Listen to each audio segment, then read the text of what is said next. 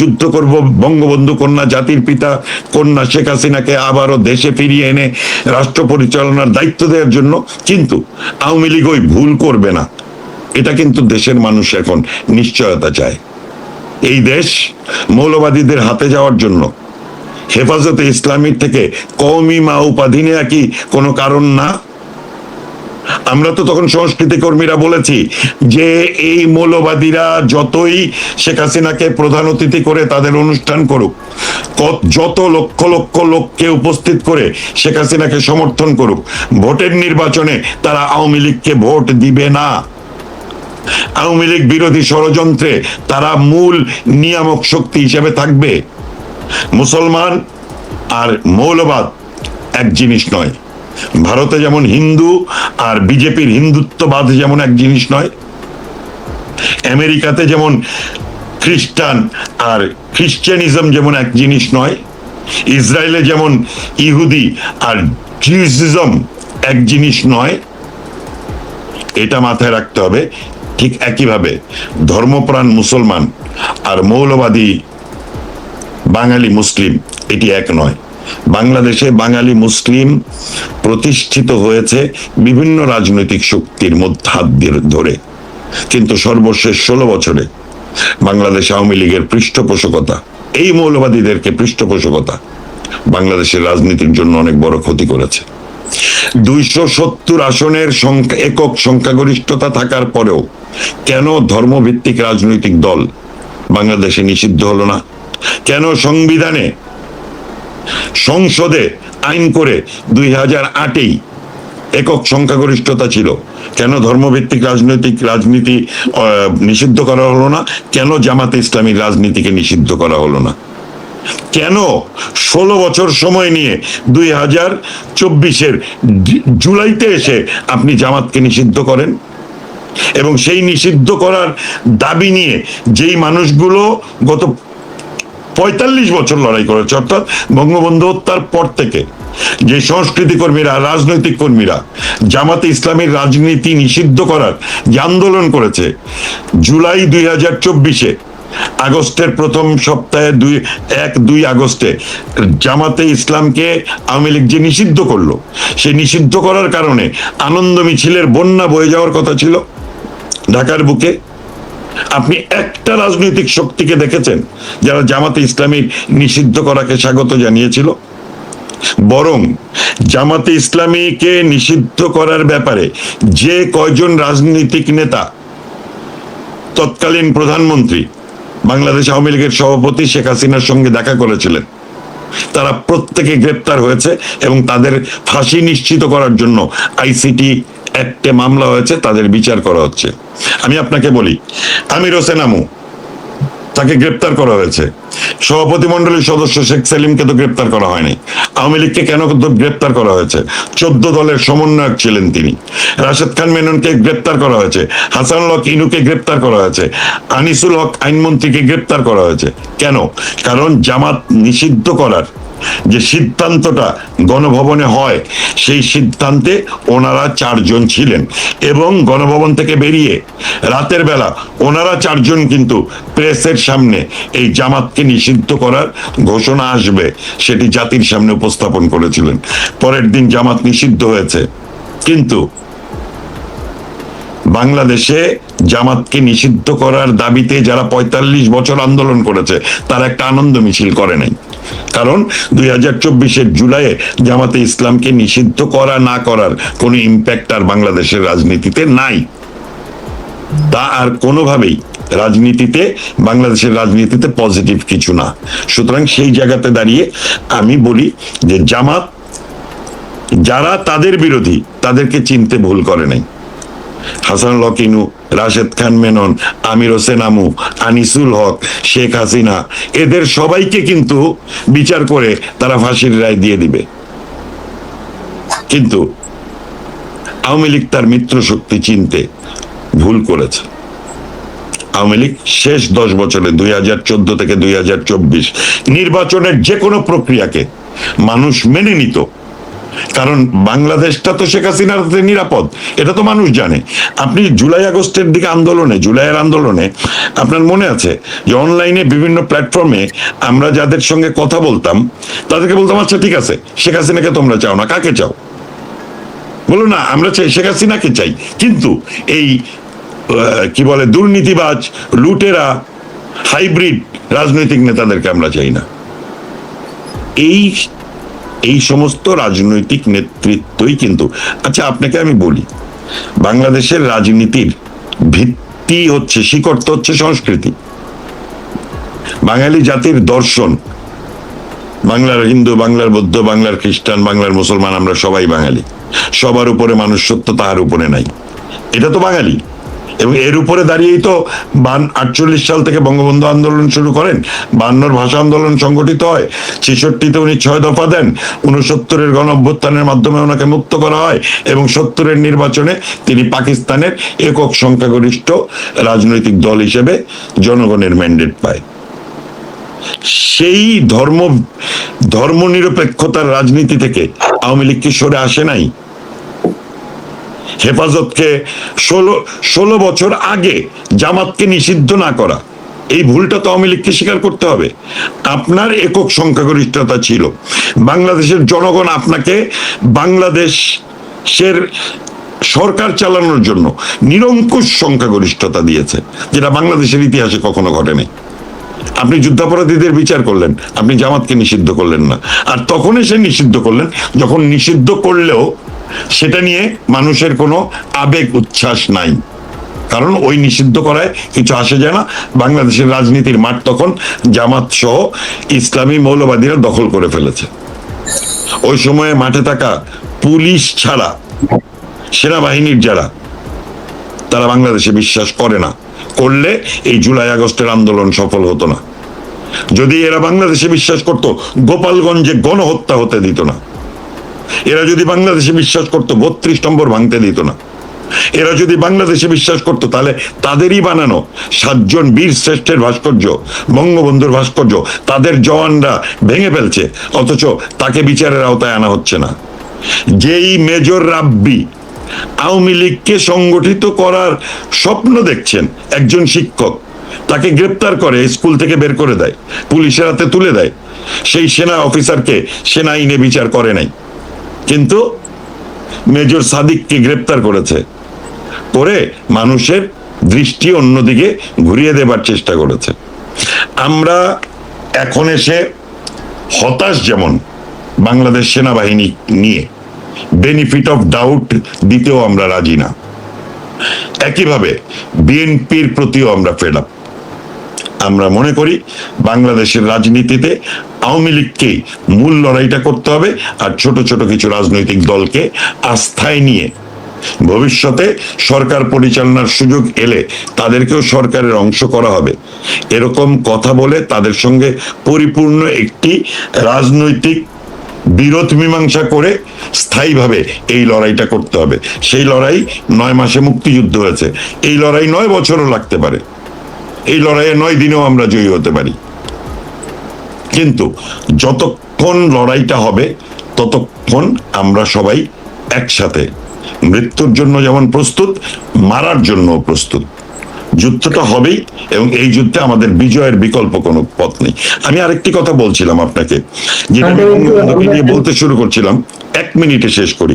সেটা হচ্ছে বঙ্গবন্ধু হেনরি কিসিঞ্জারকে উপেক্ষা করে বাংলাদেশ স্বাধীন করেছিল। হেনরি কিসিঞ্জার সেন্ট মার্টিন দেয়ার অফার করেছিল বঙ্গবন্ধুকে, বঙ্গবন্ধু রাজি হয়নি। 75-এর 15 আগস্টে বঙ্গবন্ধুকে হত্যা করেছে। আর ডোনাল্ড লু আর পিটার হাস তাদেরকে বৃদ্ধাঙ্গুলি দেখিয়ে আমেরিকার মাটিতে বসে যেই শেখ হাসিনা বলে যে আমি ওদেরকে স্যাংশন দিয়ে দিব, আমরা আসবো না আমেরিকা, অন্য মহাদেশে যাব, সেই শেখ হাসিনাকে তারা মেরে ফেলবে, মেরে ফেলতে চাইবে। এটাই তো স্বাভাবিক, কারণ পিটার হাস, ডোনাল্ড লু তো হেনরি কিসিঞ্জারের পরম্পরা। আর বাংলাদেশের এই বর্তমান নাহিদ, আসিফ, মাহফুজ, ডক্টর ইউনুস কিংবা এই সমস্ত কি বলে ডাস্টবিন শফিক, এরা তো রাজাকারদের পরম্পরা, মুসলিম লীগের পরম্পরা। এই জুনায়েদ সাকিরা বাম, মুক্তিযুদ্ধের সময় বাম, যারা নাকি মুক্তিযুদ্ধকে বলেছিল দুই কুকুরের লড়াই, এই জুনায়েদ সাকিরা ওই রাজনীতির পরম্পরা, ওই অতি বাম। মাহমুদুর রহমান মান্নারা ওই অতি বাম, মুজাহিদুল ইসলাম সেলিম ওই অতি বাম। তাদের কারণে কমিউনিস্ট পার্টি বাংলাদেশ তাদের চরিত্র হারিয়েছে এই মুজাহিদুল ইসলাম সেলিমের কারণে। তিনি জুলাই আগস্টের আন্দোলনের সময় প্রেস কনফারেন্সে বলেছে যে এখন আমাদের শত্রু জামাত না, আমাদের শত্রু আওয়ামী লীগ। মুজাহিদুল ইসলাম সেলিমের মতো একজন মুক্তিযোদ্ধা, কমিউনিস্ট পার্টির মতো একটি রাজনৈতিক দলের নেতা যখন এই কথা বলে, তখন কিন্তু আমরা আশাহত হই। তবে রুহিন হোসেন প্রিন্সের মতো আবার তরুণ প্রজন্ম কিন্তু কমিউনিস্ট পার্টিকে নিয়ে বাংলাদেশের পক্ষে দাঁড়ায়, মুক্তিযুদ্ধের পক্ষে দাঁড়ায়। আমি অবাক হব না, বিএনপিরও অনেক নেতাকর্মী এইবার ইউনূসের সঙ্গে আপোষ না করে যদি মুক্তিযুদ্ধের পক্ষে দাঁড়িয়ে যায় তাহলে, এবং বিএনপি যদি ভেঙেও যায় এবং সেই খণ্ডিত অংশ যদি মুক্তিযুদ্ধের পক্ষের বাংলাদেশে দাঁড়ায়, 30 লক্ষ শহীদের রক্তের পাশে দাঁড়ায়, 2 লক্ষ মা বোনের সংগ্রামের পাশে দাঁড়ায়, তাহলে বিএনপির অনেক নেতা কিন্তু দাঁড়িয়ে যেতে পারে। বাংলাদেশের রাজনীতিতে দুই ভাগে বিভক্ত, আমরা একদমই মুক্তিযুদ্ধের পক্ষে।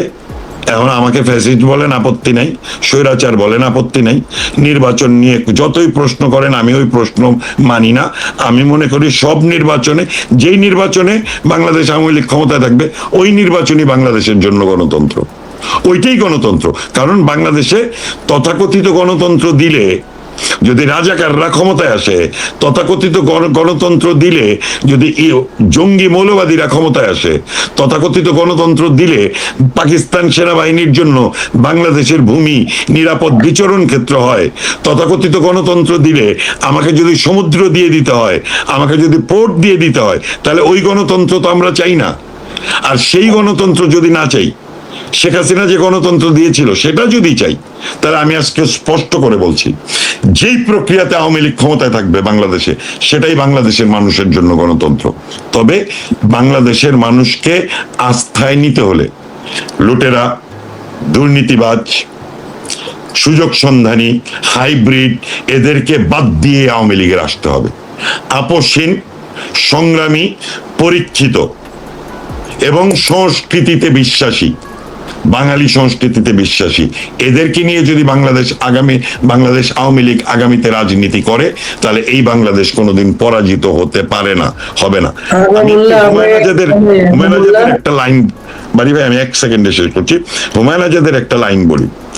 তিনি বলেছিলেন, বাংলাদেশ আওয়ামী লীগ হারলে হেরে যায় বাংলাদেশ, আর আওয়ামী লীগ জিতলে আওয়ামী লীগ একাই জেতে। এই বাংলাদেশটা হেরে গেল, সেই বাংলাদেশে আবার যদি আওয়ামী লীগ আসে, তাহলে আওয়ামী লীগ কি? আহমদ সফার, হ্যাঁ সরি, আহমদ সফার। বাংলাদেশ পরাজিত হলে, হ্যাঁ, আর হচ্ছে আপনার হুমায়ুন আজাদের হচ্ছে, পাকিস্তানের কেউ যদি আমার কাছে ফুল দিতেও আসে, আমি ভয় পাই ওই ফুলের নিচে ছুরি আছে, সে আমাকে ছুরিকাঘাত করবে। এটা হচ্ছে হুমায়ুন আজাদ। সুতরাং পাকিস্তানের সঙ্গে যেমন আমাদের কোনোদিন বন্ধুত্ব হবে না, একইভাবে ভারত আমাদের মিত্রই থাকবে। বাংলাদেশে ভারত বিরোধী জনমত আছে, কিন্তু তারা ভারতের পক্ষের জনমতের চেয়ে সংখ্যায় বেশি না। লড়াইটা তো চলবে। বিএনপির কাছে চাইলেন? বিএনপির কাছে চাইনি, আমি বিএনপির ব্যাপারে চাওয়া বন্ধ করেছি। তবে আমার বিশ্বাস, কারণ আমরা তো ছাত্র জীবনে যখন স্বৈরাচার বিরোধী আন্দোলন করেছি, তখন যারা আমাদের সাথে যারা ছাত্র নেতা ছিল, তারা তো অনেকেই এখন বিএনপির নেতা। আমার ধারণা তারেক জিয়া 21 আগস্টের হত্যাকাণ্ড, গ্রেনেড হামলা, 10টা কষ্ট মামলা, এগুলোর সঙ্গে যে সে সরাসরি জড়িত, এই ডকুমেন্টস গুলো ইউনূস সরকারের কাছে আছে এবং তারা এটা জাতীয় আন্তর্জাতিক মিডিয়াতে প্রকাশ করে দিবে। তারেক জিয়া নিজে সেফ থাকার জন্য দলটাকে এইবার বিক্রি করে দিল ইউনূসের কাছে। কিন্তু আমাদের সময় যারা ছাত্র নেতা ছিল বিশ্ববিদ্যালয় জীবনে, আমাদের বন্ধু যারা ছিল, আমি তো জানি তারা কি পরিমাণ মুক্তিযুদ্ধ এবং বাংলাদেশ, এবং তাদের গল্পটা হচ্ছে মুক্তিযুদ্ধ, স্বাধীনতার ঘোষক জিয়া এবং বাংলাদেশ, এটা হচ্ছে তাদের কাছে। স্বাধীনতার ঘোষক জিয়া, মুক্তিযুদ্ধ বাংলাদেশ। আর বাঙালি জাতির কাছে হচ্ছে বঙ্গবন্ধু শেখ মুজিব। এখন স্পষ্ট হচ্ছে তারেক জিয়া 32 নম্বর ভাঙার জন্য তহবিল পাঠিয়েছে, এবং সর্বশেষ 5ই আগস্ট, মানে 15 আগস্ট তারা 32 নম্বরে স্লোগান দিয়েছে, তারেক ভাইয়ের কথা দিলাম 32-এর দখল নিলাম। আমি আপনাকে একটা কথা বলি বাড়ি ভাই, এর আগেও আপনার শোতেই আমি বলেছি, শক্তি মানে আমাদের বিরোধী শক্তি অর্থাৎ শত্রু শক্তি যত বেশি চিহ্নিত হবে, আওয়ামী লীগের জন্য এই লড়াইটা কিন্তু তত সহজ হবে। যেমন আওয়ামী লীগের নেতা কর্মীরা যদি সেনা প্রধানের উপরে ভরসা করে থাকতো, ওই যে উনি বলেছেন অল ইনক্লুসিভ নির্বাচন হবে, উনি কিন্তু একবারও মুখ দিয়ে উচ্চারণ করেন নাই বাংলাদেশ আওয়ামী লীগ নির্বাচন করবে, উনি বলছেন অল ইনক্লুসিভ নির্বাচন হবে। এখন আর বলে না, এখন আর এটা বলে না। আচ্ছা, বলে না, ভালো কথা, কিন্তু অল ইনক্লুসিভেও মানে এইটা একটা টেকনিক্যাল টার্ম, কিন্তু মানে আওয়ামী লীগ বাদ দিলে তো ঠিকই আছে, আওয়ামী লীগ তো 5 আগস্টের পরে আর বাংলাদেশের রাজনৈতিক দল না তাদের মতে, তাহলে আওয়ামী লীগ নির্বাচন না করলে কিছু যায় আসে না, যেটাই যে কি বলে আমাদের শিশু উপদেষ্টারা বলতেছে, তারা যা খুশি তাই বলতেই পারে। কিন্তু সেনা প্রধানের ওই বক্তব্যের পরে আওয়ামী লীগের অনেক নেতাকর্মী ভেবেছিল যে সেনাবাহিনী হয়তো বাংলাদেশ আওয়ামী লীগকে রাজনীতিতে ফেরার ব্যাপারে সহযোগিতা করবে। বিএনপির ব্যাপারে আশাবাদী হয়েছিল যে বিএনপি হয়তো আবার আওয়ামী লীগ সহ 90-এর স্বৈরাচার বিরোধী আন্দোলনের মতো বিএনপি আওয়ামী লীগ একসাথে হয়ে এই ইউনিট সরকারের পতন ঘটাবে, এরকম স্বপ্ন অনেকেই দেখেছিল। কিন্তু আমি এইটুকু বুঝি, গত 3 মাসের রাজনীতিতে যা ঘটেছে বাংলাদেশের মাটিতে, বিশেষ করে তারেক জিয়ার সঙ্গে ডক্টর ইউনূসের মিটিং এর পর থেকে, সেখান থেকে আমরা নিশ্চিত হয়েছি আমাদের শত্রুগুলো আরো বেশি চিহ্নিত হয়েছে। আমরা লুটেরা, দুর্নীতিবাজ, সুযোগ সন্ধানী, হাইব্রিড, সুযোগ সন্ধানী সেলিব্রিটি, ফিল্ম মেকার, নাট্যকার, গীতিকার, কবি, রাজনৈতিক কর্মী, এরকম যেমন আমরা পেয়েছি যারা আওয়ামী লীগের সময় সুযোগ পেয়েছে 5 তারিখে, তাদেরকে যেমন আমরা 5 তারিখের পরে চিনতে পেরেছি, ক্রমশ আমাদের কাছে বিএনপির চরিত্র চিহ্নিত হয়ে গেছে, সেনাবাহিনীর চরিত্র অনেকটাই চিহ্নিত। সুতরাং যখন আমাদের শত্রু পক্ষ চিহ্নিত, তখন আমাদের লড়াইটা কিন্তু সহজ, তাতে অনেক বেশি প্রাণহানি হবে, আমরা অনেকে শহীদ হব, অনেকেই শহীদ হওয়ার জন্য প্রস্তুত আছে।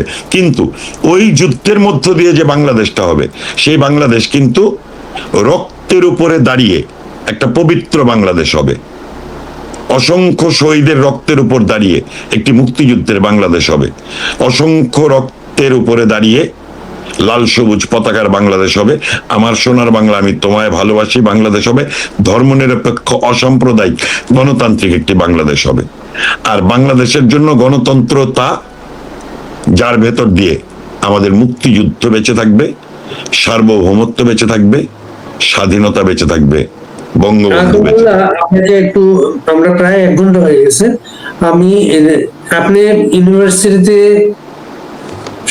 সামনের সারিতে থেকে প্রগতিশীল আন্দোলনের নেতৃত্ব দিয়েছেন, সেই ইউনিভার্সিটিতে ডাকসু নির্বাচন হচ্ছে, ডাকসু নির্বাচনটা যেভাবে হচ্ছে, আপনি কি কিছু আলামত টের পাচ্ছেন? আমি আপনাকে বলি, দেখেন, এখন আমি কিন্তু একটা মানে খুব ইম্পর্টেন্ট একটা কথা বলি, আমার 5 আগস্টের পরে যে চরিত্রটা, সেটা হচ্ছে বাংলাদেশের রাজনীতিতে বাংলাদেশ আওয়ামী লীগ ছাড়া বিএনপির জন্ম হয়েছে ক্যান্টনমেন্টে বন্দুকের নলে, জাতীয় পার্টির জন্ম হয়েছে এরশাদের বন্দুকের নলে, বামরা সবসময় এদিক ওদিক ষড়যন্ত্র করেছে, এদিকে 8 দলের সাথে থেকেছে, আবার 7 দলের সাথে থেকেছে, আবার 5 দল করেছে, এরশাদের পতন হয়েছে। সবকিছুর পরেও বাংলাদেশ আওয়ামী লীগ কিন্তু একমাত্র রাজনৈতিক দল যারা ঘোষণা দিয়ে যুদ্ধ করে গণতন্ত্রের জন্য। 7ই মার্চে বঙ্গবন্ধু স্পষ্ট করে বলে দিল, এবারের সংগ্রাম মুক্তির সংগ্রাম, এবারের সংগ্রাম স্বাধীনতার সংগ্রাম, আমি যদি হুকুম দেবার নাও পারি, তোমাদের যা কিছু আছে তাই নিয়ে প্রস্তুত থাকবা, শত্রুর বিরুদ্ধে প্রতিরোধ গড়ে তুলবা, রক্ত যখন দিয়েছি রক্ত আরো দেব ইনশাল্লাহ, এদেশকে মুক্ত করে ছাড়বো ইনশাল্লাহ। এই যে ঘোষণা দিয়া যুদ্ধ, এই যুদ্ধ কিন্তু বাংলাদেশ আওয়ামী লীগ করতে পারে। বাংলাদেশ আওয়ামী লীগ কিন্তু শেখ হাসিনা 81 সালে দেশে ফেরার পরে স্বৈরাচারের বিরুদ্ধে কিন্তু ঘোষণা দিয়ে নামছে, 81 সালে শেখ হাসিনা দেশে ফিরে বাংলাদেশের জনগণকে নতুন করে সংগঠিত করে মুক্তিযুদ্ধের বাংলাদেশ ফেরানোর জন্য তিনি নতুন সংগ্রাম শুরু করেছিলেন এবং ঘোষণা দিয়ে মৃত্যু নিশ্চিত, জেল নিশ্চিত, নির্যাতন নিশ্চিত জেনেও তিনি নেতৃত্ব দিয়েছেন। 2006 লগি বৈঠার আন্দোলন, আওয়ামী লীগ রাজপথে থেকে ষড়যন্ত্র করেছে, কিন্তু এই জুলাই আগস্টের আন্দোলন 5 তারিখ যদি না ঘটতো, 4 তারিখেও কি আপনারা জানতেন যে এটা সরকার পতনের আন্দোলন? তার মানে কি? তার মানে বাংলাদেশ আওয়ামী লীগ বাংলাদেশের রাজনীতিতে একমাত্র, ইভেন এই 16 বছর বিএনপি আওয়ামী লীগের সঙ্গে মুখোমুখি হয়ে কোনো রাজনীতি করতে পেরেছে? পারে নাই। কিন্তু আওয়ামী লীগ কিন্তু যখনই বিরোধী দলে থাকে তখনই কিন্তু সরকারের মুখোমুখি হয়ে রাজনীতি করে। তার মানে আওয়ামী লীগের নেতা কর্মীদের একটি চরিত্র হচ্ছে তারা ঘোষণা দিয়ে সম্মুখ যুদ্ধে নামে। এবং এই 5 আগস্টের পরে আপনি অবাক, আমি অবাক, আমরা করছি, কিন্তু দেশের সাধারণ তৃণমূলের আওয়ামী লীগের নেতাকর্মীরা এই যে ঘোষণা দিয়ে যুদ্ধ করতে নামলো, ছাত্ররা, ছাত্রীরা, যুবকরা, যুবতীরা, তরুণরা, তরুণীরা, মা, ভাই, বোন, রিক্সা চালক, ভ্যান চালক, এই যে ঘোষণা দিয়ে যুদ্ধ করতে নামলো, এই চরিত্রটাই হচ্ছে আওয়ামী লীগ। এবং 5 আগস্টের পরে যদি নেট পাওনা আওয়ামী লীগের কিছু থাকে, সেটা হচ্ছে আওয়ামী লীগ তার চরিত্র ফিরে পেয়েছে। অর্থাৎ জনগণের জন্য শত্রুর মুখোমুখি দাঁড়ানোর সাহস বাংলাদেশ আওয়ামী লীগের নেতাকর্মীদের শক্তি। এটা বঙ্গবন্ধুর কাছ থেকে এই শক্তি এসেছে শেখ হাসিনার কাছে, শেখ হাসিনার কাছ থেকে এই শক্তি গিয়েছে তৃণমূলের আওয়ামী লীগের নেতাকর্মীদের কাছে। 16 বছরে হাইব্রিড লোকজনের কারণে আওয়ামী লীগ তার চরিত্র হারিয়েছিল। আজকে যেই আওয়ামী লীগ বাংলাদেশে আছে, সেই বাংলাদেশ জনগণের পক্ষে ক্ষমতার মুখোমুখি দাঁড়ানোর আওয়ামী লীগ। এই যে আওয়ামী লীগ তার চরিত্রটা ফিরে পেয়েছে। আমি আপনি আওয়ামী লীগকে বিরোধী দলে দেখেছি, এই জেনারেশন দেখে নাই কিন্তু। হ্যাঁ, কিন্তু এইবার কিন্তু 5 আগস্টের পরে কিন্তু এই জেনারেশন কিন্তু ক্ষমতার বিরোধিতা করে কিভাবে রাজনীতি করতে হয় এটা কিন্তু ওরা শিখে গেল। এটাই বাংলাদেশের আওয়ামী লীগের জন্য অত্যন্ত পরম পাওয়া। কারণ 16 বছর ক্ষমতায় সামনে পুলিশ, পিছনে পুলিশ, ছাত্রলীগ মিছিল করেছে, আর আমরা ছাত্রলীগ করেছি পুলিশের মুখোমুখি দাঁড়িয়ে। এই এখন যে আবার আওয়ামী লীগের নেতাকর্মীরা, এরা কিন্তু ক্ষমতার বিপরীতে দাঁড়ানোর সাহস এবং শক্তি নিয়ে মাঠে নামলো। এইটা হচ্ছে আওয়ামী লীগের 5 আগস্টের পরে সবচেয়ে বড় পাওয়া। আমরা শেষ করবো, আপনি একটু শেখ হাসিনার সর্বশেষ যে ভাষণ, যেটা আমরা পয়েন্ট আউট করি, ওইখানে কিন্তু এই মুক্তিযুদ্ধের পক্ষের ঐক্যের একটা ডাক দিয়েছেন। আপনি আজকে যে কথাটা বললেন, মুক্তিযুদ্ধের পক্ষের সবাইকে আবার এক জায়গায় নিয়ে আসতে হবে, এই জায়গাতে দাঁড়িয়ে আমি তো আপনাকে আগেও বলেছি, শুরুতেও বলেছি, শেষেও বলছি, মাঝখানেও বলেছি, আমি যতক্ষণ বেঁচে থাকবো ততক্ষণ, যতক্ষণ শ্বাস ততক্ষণ আশ। আমি আশাবাদী মানুষ। আমি মনে করি শেখ হাসিনার হাত দিয়ে বাংলাদেশে গণতন্ত্র প্রতিষ্ঠিত হবে এবং বাংলাদেশের রাজনীতিতে যে অমীমাংসিত বিষয় 1971 এবং 71 পূর্ববর্তী এবং 75 পরবর্তীতে যে অমীমাংসিত বিষয়গুলো রয়ে গিয়েছে, সেগুলো শেখ হাসিনার হাত দিয়ে মীমাংসা হবে। বাংলাদেশের রাজনীতি কলুষ মুক্ত হবে, বাংলাদেশের রাজনীতি রাজাকার মুক্ত হবে, বাংলাদেশের রাজনীতি মৌলবাদ মুক্ত হবে, বাংলাদেশের রাজনীতি ধর্মনিরপেক্ষতার রাজনীতি হবে। বাংলাদেশের মানুষ বিশ্বাস করবে সবার উপরে মানুষ সত্য, তাহার উপরে নাই। এবং এই কাজটি একমাত্র শেখ হাসিনাই করতে পারেন। এবং আমি তো বললাম যে আমার যেই ধর্মের মানুষ, তাদের ঈশ্বর ভগবান আল্লাহর কাছে শুকরিয়া আদায় করা উচিত যে শেখ হাসিনা বেঁচে আছেন, যে কারণে এখনো বাংলাদেশটা বেঁচে থাকার স্বপ্ন দেখে। গভর্নমেন্টের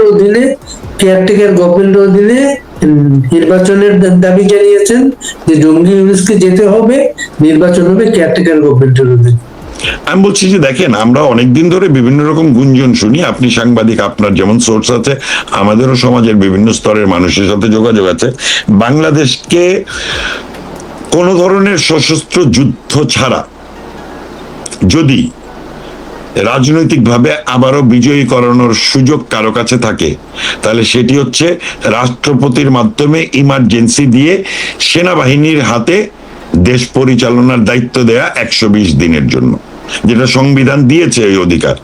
এবং যদি এই সেনা প্রধান না পারে, নিশ্চিতভাবে বলছি সেনাবাহিনী থেকে অন্য কোনো লোক বেরিয়ে আসবে, বাংলাদেশের পক্ষে দাঁড়াবে। এই সেনা প্রধান দাঁড়ালে ভালো, যদি দাঁড়ায় তাহলে ওই 120 দিনের ভেতরে সন্ত্রাসী, জঙ্গি এদেরকে গ্রেপ্তার করা হবে। যে সমস্ত হাজার হাজার অস্ত্র এই সেনা জুলাই প্রধান আগস্টে, আশা করেন আপনি এই সেনা যে এখানে ব্যারিস্টার ফুয়াদের মতো একটা লোক সে প্রকাশ্যে বলেছে সেনাবাহিনী সেনানিবাস গুঁড়িয়ে দেওয়ার জন্য। আজকে সেনাবাহিনী প্রধান বলেছে ওই ছোটরা যা বলেছে এটা বড় হয়ে তারা ভুল বুঝতে পারবে তারা। আমি আপনাকে বলি যে আমি জানি না, আমি বলছি যে শেষ পর্যন্ত কি ঘটবে। আমি আজকে একটা কথা বললাম যে সেনা প্রধান এই কাজ করবে না, সেনা প্রধান এটার সাহস রাখে না, আবার আমি কোনো আশা রাখি না। কিন্তু আশা না রাখলেও যে সশস্ত্র যুদ্ধ হচ্ছে সর্বশেষ পথ আমাদের জন্য, তাই তো? ওটার জন্য তো আমরা প্রস্তুতি নিতেই হবে। কিন্তু এর মধ্যবর্তী সময়ে একটি মধ্যপন্থা অবলম্বন করার সুযোগ সাংবিধানিকভাবে আছে। সেটি হচ্ছে রাষ্ট্রপতি ইমার্জেন্সি দিলে এবং 120 দিন সেনাবাহিনী অস্ত্র উদ্ধার, জঙ্গি ধরা, এই রাষ্ট্রটাকে ঠিক করা, এই রাষ্ট্র কাঠামোটাকে ঠিক করা, এই কাজগুলো করার পরে একটি তত্ত্বাবধায়ক সরকার 90 দিনের জন্য, এবং তারা নির্বাচন করবে। এটা হচ্ছে একটি মধ্যপন্থা। রাষ্ট্রপতি এক ধরনের হাউস অ্যারেস্টের মতো টিকে আছেন, তার ছবি নামানো হয়েছে সব জায়গা থেকে। আমি বলছি তো যে ইউনূস যে ক্ষমতায় আছে, তাকে যারা ক্ষমতায় বসিয়েছে তারা এক বিন্দু ডক্টর ইউনূসকে টেনশন করতে দিচ্ছে না। তার মানে যারা ষড়যন্ত্রকারী তারা তো সেনাপ্রধানকে আগস্টে নিষ্ক্রিয় করেছিল, তাই না? সেনাপ্রধান তো আন্দোলন দমন করার কথা ছিল, কিন্তু তাকে নিষ্ক্রিয় করেছিল। এটা তো ভলকার তুর্কের কথা অনুযায়ী আমরা জানি। তাহলে ভলকার তুর্ক যখন সেনাবাহিনীকে নিষ্ক্রিয় করে আর বাংলাদেশটাকে পাকিস্তানিদের হাতে তুলে দেয়, আমেরিকার হাতে তুলে দেয়, সেই বাংলাদেশের সেই সেনা প্রধানের কাছে আমরা হয়তো আর কোনো কিছু আশা করি না। কিন্তু আমার কথা হচ্ছে ধাপে ধাপে তো এগুতে হয়।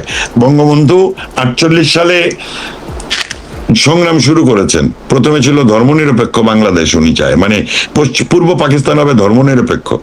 তারপরে উনি 54 যুক্ত ফ্রন্টের নির্বাচন করে। এরপরে 62 শিক্ষা আন্দোলন, 66 6 দফা দেয়, 69 গণঅভ্যুত্থানের পরে বিজয়ী হয়ে যখন মাওলানা ভাসানী সহ বিভিন্ন নেতারা মোটা ভাত মোটা কাপড় এই দাবি তুলে, তখন উনি কিন্তু জাতিকে বোঝাতে সক্ষম হয় যে এক মাথা এক ভোট, অর্থাৎ ভোটের অধিকার প্রতিষ্ঠিত না হলে ভাতের অধিকার প্রতিষ্ঠিত হবে না। যে কারণে এই পূর্ব পাকিস্তানের জনগণ বঙ্গবন্ধু শেখ মুজিবুর রহমানকে নিরঙ্কুশ সংখ্যাগরিষ্ঠতা দিয়েছিল। এবং মার্কিন ষড়যন্ত্র এখানে একজন প্রশ্ন রেখেছেন আপনার কাছে, আবার ক্ষমতায় আসলে আওয়ামী লীগ যে তৃণমূলকে দূরে ঠেলে দেবে না, তা কিভাবে নিশ্চিত হবেন আপনি? আমি তো নিশ্চিত করতে পারি না, সেই সংখ্যা তো আমারও আছে। আমি আপনাকে বলি, আমি এখন যুদ্ধটা করছি বাংলাদেশের জন্য, একদম স্পষ্ট করে বলি, আমি যুদ্ধটা করছি বাংলাদেশের জন্য। এবং বঙ্গবন্ধু মুক্তিযুদ্ধ বাংলাদেশ, এই প্রশ্নে আপোষ নাই। এখানে যুদ্ধ করতে নেমে আমি যা দেখতে পাচ্ছি তা হচ্ছে বাংলাদেশ আওয়ামী লীগ ছাড়া আর কোনো রাজনৈতিক সংগঠন নাই যারা রাজনৈতিক শক্তি হিসেবে মাঠে না নামলে কোন সংস্কৃতি কর্মীরা মাঠে নামতে পারবে। তার মানে সংস্কৃতি কর্মীরা রাজনৈতিক কর্মীদের পাশাপাশি মাঠে নামতে পারবে যখন আওয়ামী লীগ নামতে পারবে। আচ্ছা, আওয়ামী লীগ যদি নামতে পারে এবং আওয়ামী লীগ যদি ক্ষুদ্র ক্ষুদ্র রাজনৈতিক দলগুলোকে সাথে নিয়ে একটি ধর্মনিরপেক্ষ অসাম্প্রদায়িক বাংলাদেশ গড়ার জন্য, মুক্তিযুদ্ধের বাংলাদেশটা গড়ার জন্য নতুন করে আন্দোলনের ডাক দেয়, আমার মতো অনেকেই নামবে। কিন্তু 2008-এ যেমন আমরা শেখ হাসিনাকে ক্ষমতায় বসিয়েছিলাম, 2014-তেও উনি ক্ষমতায় দেখেছেন, এটা নিয়ে কেউ প্রশ্ন করে নাই। 2018-তে এসে সে আওয়ামী লীগের ক্ষমতায় থাকা কেন প্রশ্নবিদ্ধ হলো? কেন তরুণ প্রজন্ম শেখ হাসিনা মানি না এই যে স্লোগানটা দিল, এই স্লোগানটা কারা দিল? শেখ হাসিনাকে যারা মানে নাই তারা কি বাংলাদেশকে মানে না? তারা কি বঙ্গবন্ধুকে মানে না? তারাই তো আজকে আবার বঙ্গবন্ধু মুক্তিযুদ্ধ বাংলাদেশ এই প্রশ্নে তারা বাংলাদেশের পাশে দাঁড়াচ্ছে। ওই তরুণ প্রজন্ম যারা লাল প্রোফাইল করেছিল, আমি অনেকে তো চিহ্নিত, তারা আদর্শেই বিশ্বাস করে মৌলবাদী, তারা আদর্শগতভাবে পাকিস্তানপন্থী, তারা নীতিগতভাবে পাকিস্তানপন্থী, তারা নীতিগতভাবে ভারত বিদ্বেষী। সেই মানুষগুলো বাদে বাংলাদেশের বেশিরভাগ মানুষ মুক্তিযুদ্ধের বাংলাদেশের বাইরে তারা অন্য কোনো কিছু চিন্তা করে না, বঙ্গবন্ধুর বাইরে তারা অন্য কিছু চিন্তা করে না, বাংলাদেশের বাইরে অন্য কিছু চিন্তা করে না। আমি যদি আমার সংগ্রামটা করি আর আওয়ামী লীগ যদি ক্ষমতায় আসে, সেই আওয়ামী লীগ আবারও সেই চোর বাটপাটদেরকে দলের জায়গা দিবে না। আপনি দেখেন, টাকা দিয়ে পদ কিনে সেই ছেলে ছাত্রলীগের জয়েন্ট সেক্রেটারি, বর্তমানে ইসলামী ছাত্র শিবিরের ঢাকা ইউনিভার্সিটির প্রেসিডেন্ট। সার্জি শাসনাতরা ছাত্রলীগের মিছিল করা, মানে আমি বলছি যে 5 আগস্টের আগের দিন পর্যন্ত ছাত্র নেতাদের সঙ্গে, অর্থাৎ বাংলাদেশ ছাত্রলীগের নেতাদের সঙ্গে এই হাসনাত সার্জিসটা কিন্তু যোগাযোগ রেখেছে। যদি 5 আগস্ট সরকার পতন না হতো, তারা কিন্তু আবার ছাত্রলীগ করতো। এবং আমি অবাক হতাম না এই সার্জিস যদি কোনোদিন ছাত্রলীগের প্রেসিডেন্টও হইতো, আমি অবাক হতাম না।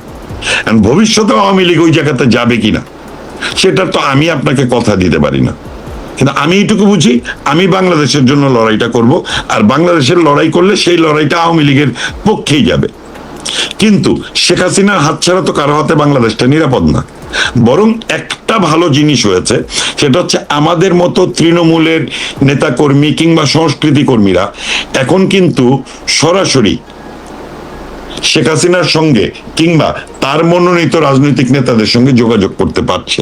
এবং আমি আপনাকে এইটুকু নিশ্চিত করে বলতে পারি, বাংলাদেশ আওয়ামী লীগের নেতা কর্মীদের এই অনুধাবনটা হয়েছে যে এই 16 বছরের ক্ষমতার সময় তৃণমূলের নেতা কর্মীদেরকে সরিয়ে রাখা হয়েছিল, পরীক্ষিত রাজনৈতিক নেতা কর্মীদেরকে সরিয়ে রাখা হয়েছিল, বরং যুদ্ধাপরাধী, পাকিস্তানপন্থী, একদমই লোভী, দুর্নীতিবাজ, ধর্ষক, এরা ছদ্মবেশে বাংলাদেশ আওয়ামী লীগে ঢুকেছিল এবং তারা স্যাবোটাজ করেছে।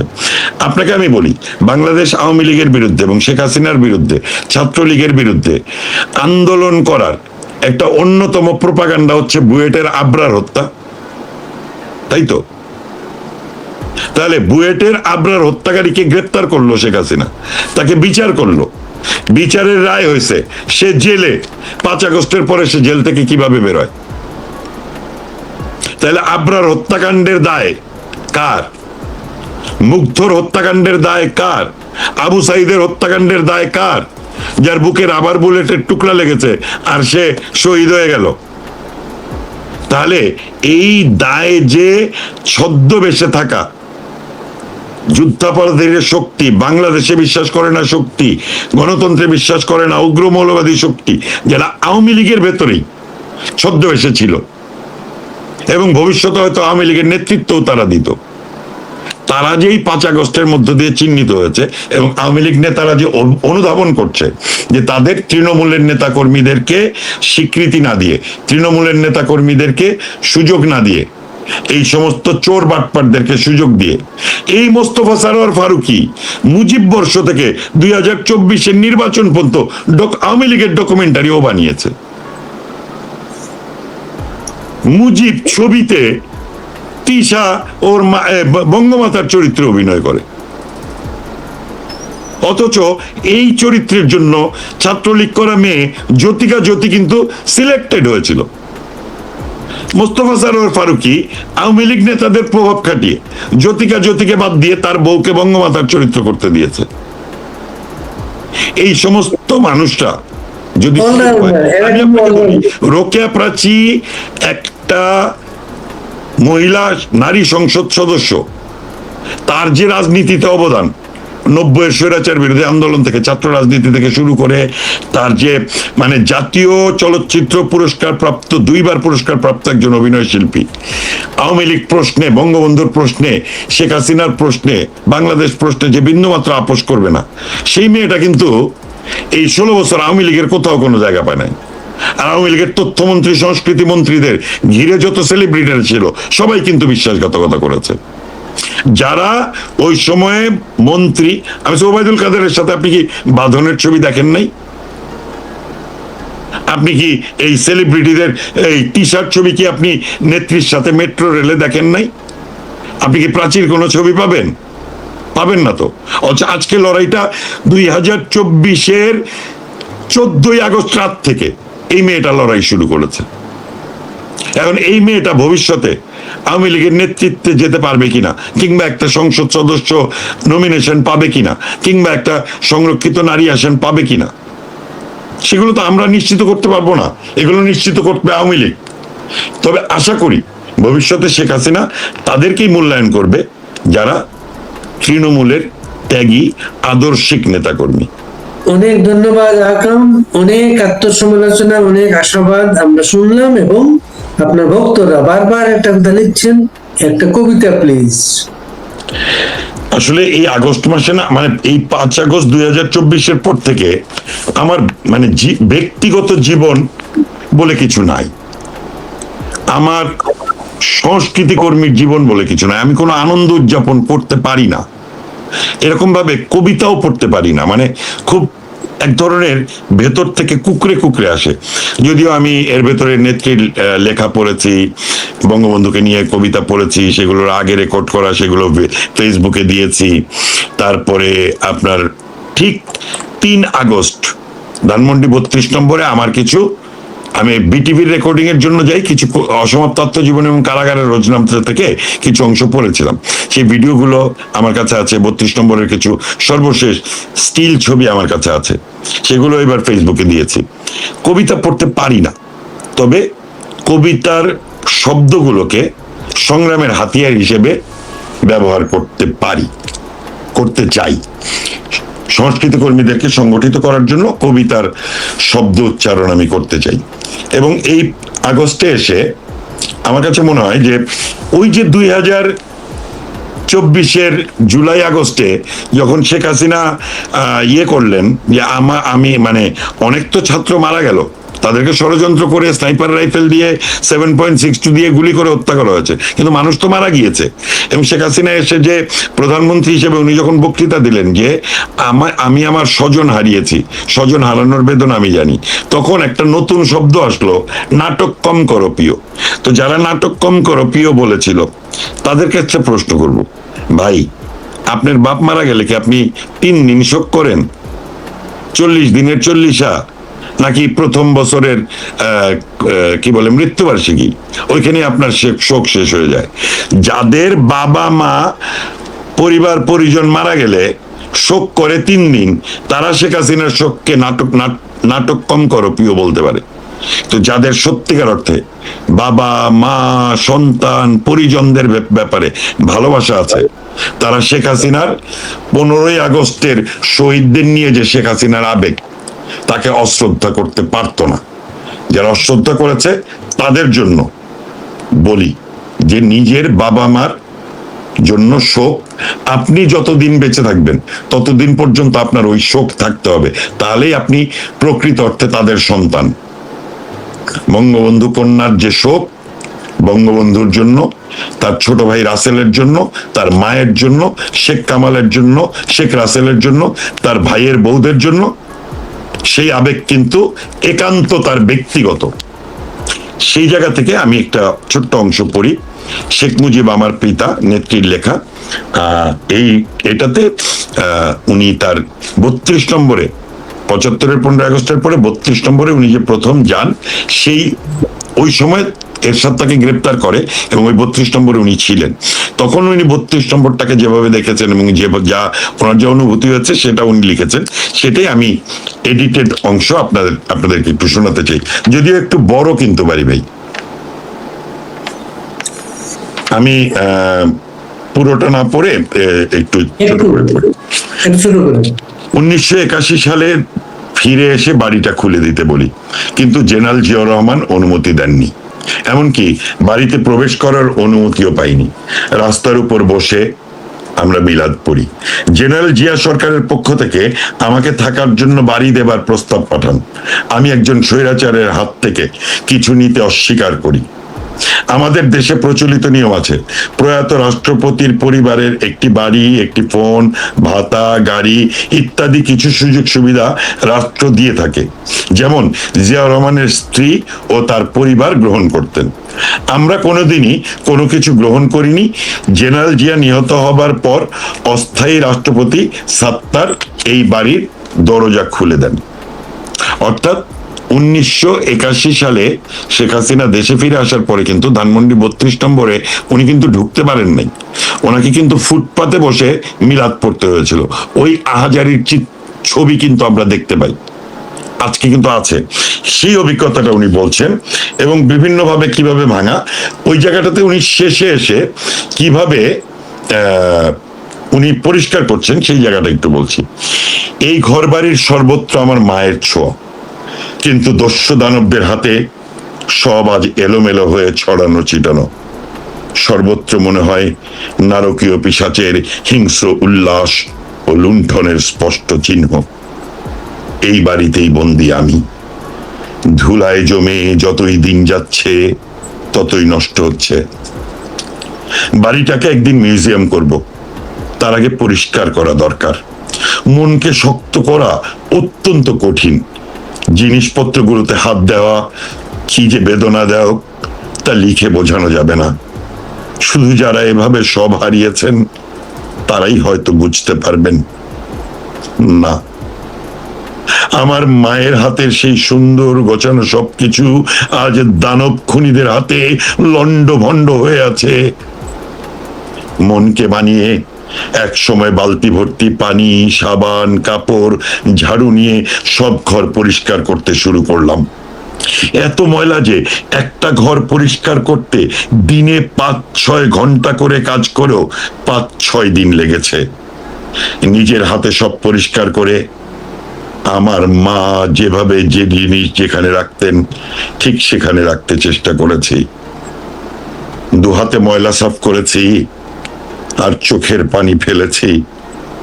শুধু মনে হয়েছে এই জন্যই কি বেঁচে ছিলাম। কি দুর্ভাগ্য আমার, সবাই চলে গেল, আমি হতভাগিনী শুধু চোখের জলে ভাসছি আর এই বেদনা যন্ত্রণা নিয়ে কাজ করে যাচ্ছি। মাঝে মাঝে কষ্ট দম বন্ধ হয়ে যেত, কাজ বন্ধ রেখে অনেকক্ষণ আকুল হয়ে কেঁদে নিতাম। আবার এক সময় মনকে শক্ত করতাম, একটা জিনিস অক্ষত রাখেনি। যা পেয়েছে লুট করেছে, যা রেখে গেছে ক্ষত বিক্ষত করে রেখে গেছে। ফটোগুলো ছিঁড়েছে, কাগজপত্র, ডায়েরি, দলিলপত্র সব নষ্ট করেছে। যে ঘরে যত ধুলো ময়লা ছিল কিছুই ফেলিনি, বড় বড় পলিথিনের ব্যাগে ভরে রেখেছি। কেন যেন ফেলতে পারতাম না। মনে হতো যেন সব ছিল, সবাই ছিল, এইমাত্র বাইরে গেছে, আবার আসবে, আবার আসবে। ধন্যবাদ বড়ি ভাই। সরি, আমি আসলে এখন পারফরমেন্স করতে চাই না। কেন? কারণ পারফর্মারের এই আবেগ আক্রান্ত হওয়ার কোনো সুযোগ থাকে না। কিন্তু আমি রাজনীতি আমার রন্ধ্রে। শেখ হাসিনা ছাড়া এই বাংলাদেশের মুক্তি নাই। জাতির পিতাকে হত্যা করেও তারা ক্ষান্ত হলো না। 54 বছর পরে এসে ওই 32 নম্বরটাও গুড়িয়ে দিল। বঙ্গবন্ধুর মেয়ে হিসাবে শেখ হাসিনার কেমন লাগতে পারে 32 নম্বর যখন গুড়িয়ে দেয়? আপনি আমার অনুভূতি জানেন। আমি আপনার শোতে এসে কেঁদেছি, আপনি আমার অনুভূতি জানেন। কিন্তু 32 নম্বর গুড়িয়ে দেয়া শেখ হাসিনার অনুভূতিটা আপনারা চিন্তা করেছেন? যারা বলে যে 15ই আগস্টের শহীদদের কথা নেত্রী বলে বলে তিনি নাটক করে। আরে ভাই, আপনার বাবা মা মারা গেলে আপনি যে 3 বছর পরে মিলাদ পড়ান, ওইটাও কি তাহলে লোক দেখানো? শেখ হাসিনার তার বাবা মা ভাই বোনদের প্রতি ভালোবাসা নাটক। জাতির পিতা হিসেবে বঙ্গবন্ধু শেখ মুজিবুর রহমানের ব্যাপারে আমার আবেগ, 32 নম্বরের ব্যাপারে আমার আবেগ কি নাটক? শেখ হাসিনার এই লেখা পড়ে কোন সুস্থ স্বাভাবিক মানুষ যে তার বাবা মাকে ভালোবাসে, তার সন্তানকে ভালোবাসে, এই লেখা পড়লে না কেঁদে পারবে না বাড়ি ভাই। আমি আপনাকে নিশ্চিত করে বলতে পারি যে আমার মা মারা গেছে, আমি জানি মা হারানোর বেদনা কি, আমি জানি বাবা হারানোর বেদনা কি। আমি অনেক অল্প বয়সে আমার বাবাকে হারিয়েছি, আমি জানি, যে কারণে আমি বুঝতে পারি শেখ হাসিনার কি কষ্ট, শেখ রেহানার কি কষ্ট। আরে ভাই, যে লোকটা আমাদেরকে দেশ দিল সেই লোকটারে তোমরা মেরে ফেললা, সেই লোকটা যে বাড়িতে থাকতো ওই বাড়িটা তোমরা ভেঙে ফেললা। বাংলাদেশের মানুষের হৃদয়ে যে বঙ্গবন্ধু আছে, বাংলাদেশের মানুষের মগজে যে 32 নম্বরের ছবি আছে, তোমরা পারবা ভাঙতে? পারবা না। বাড়ি ভাই আমি সরি, আপনি আমাকে আপনার শোতের পরে কবিতা পড়তে বললেন না। আমি ভীষণ ইমোশনাল মানুষ, আমি রাজনীতি করি, আমার একটা কঠোর চরিত্র সবাই সামনে দেখতে পায়, কঠিন আপোষ না করা একটা চরিত্র আমার আছে, কিন্তু আমি যখন কান্নায় ভেঙে পড়ি তখন সেই চরিত্রের জায়গাটা মনে হয় যে একটু ফাটল ধরে। আমি আসলেই আবেগ ধরে রাখতে পারি না।